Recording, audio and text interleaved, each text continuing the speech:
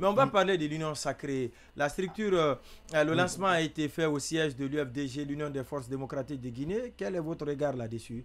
Bon, vous savez, je crois qu'au départ, le RPG n'a pas été invité. Oui.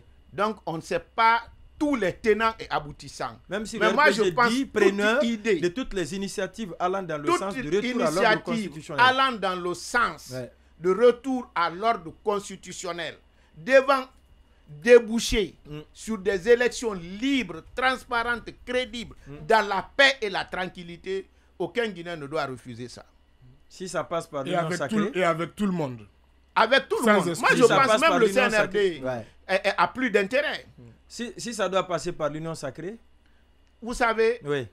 moi, je suis un dialecticien. Je peux faire la différence entre la contradiction principale et secondaire. Et les périphéries.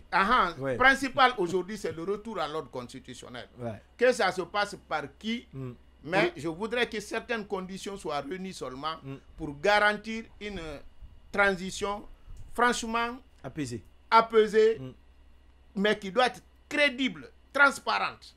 Mais on a... Parce qu'il faudrait que celui qui sera élu Oui. après cette transition, qu'il soit vraiment légitime. Ah, Alpha ne l'était pas?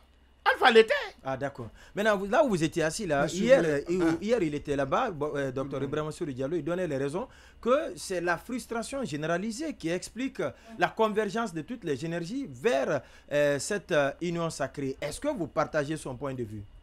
Bon, vous savez, les gens peuvent être frustrés, mais les raisons de frustration peuvent être différentes. Oui. Certains veulent la fin de la transition.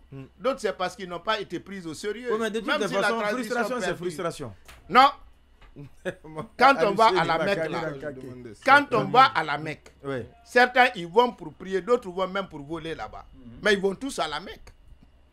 Mais si vous faites chemin ensemble, si vous n'avez pas les mêmes ambitions, vous risquez de n'aller pas arriver au même point. C'est ça le problème fondamental. Mais la question de Baïla qui disait, est-ce qu'avec tout le monde, elle porte justement sur ça. Non, tous ceux qui ont les mêmes objectifs. Est-ce que l'union sacrée, telle que vous l'avez vu à l'occasion de cette première déclaration, réunit des gens ayant le même objectif? Tel que objectif, vous l'entendez? Ah, moi, pour certains, il faut que je voie.